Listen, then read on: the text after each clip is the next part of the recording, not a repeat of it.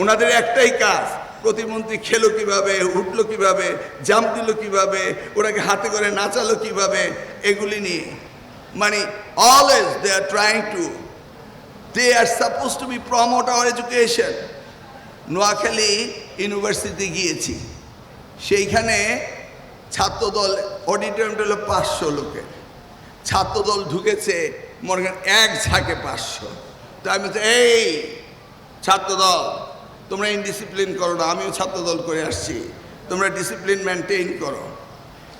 এইটা কি অ্যানাউন্স করার কোনো কিছু?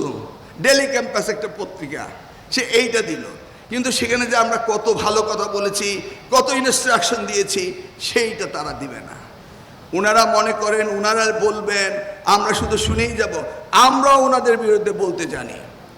সবারই একটা এডিকেসি আছে, সবারই একটা ইথিক্স আছে, সবারই একটা নর্মস আছে, সবারই একটা বিহেভ আছে। জার্নালিজমও তাদেরকে পড়ানো হয় কিভাবে জার্নালিজম করানো হয়। আমরা এখানে জার্নালিস্টকে দাওয়াত দিয়েছি কেন? To promote the education sector, নাকি at the same time to have the criticism both. কিন্তু একটি ভালো কথাও নেই, এই ছাত্রদল তোমরা কেন ডিস্টার্ব করছো, তোমরা ওদেরকে সবাইকে বসিয়ে দাও, এখানে জায়গা নেই। সেটাই হয়ে গেল আমার নিউজ হেডলাইন। বুঝতে পেরেছেন তো? এই যে আপনার প্রশ্নপত্র ভুল নেবেন আর আমি সেই জন্য খেসারত দেব, এটা কি হয়? যার যার ভুলের জন্য পানিশমেন্ট তার হবে, নাকি? আপনি মিটিংয়ে গিয়েছেন, মিটিং গিয়ে দেখছেন আপনি বসে আছেন, সামনে ইউনো প্রিসাইড করছে, আপনার ছাত্র আপনার সাথে প্রিসাইড করছে। এই বিষয়ে দুইটি জিনিস রয়েছে। এক নম্বর জিনিস হচ্ছে ইউ শুড ফিল প্রাউড যে আমার ছেলে আমার সামনে আজকে মিটিং পরিচালনা করছে। This is the proudness of you, you made your student as a YONO.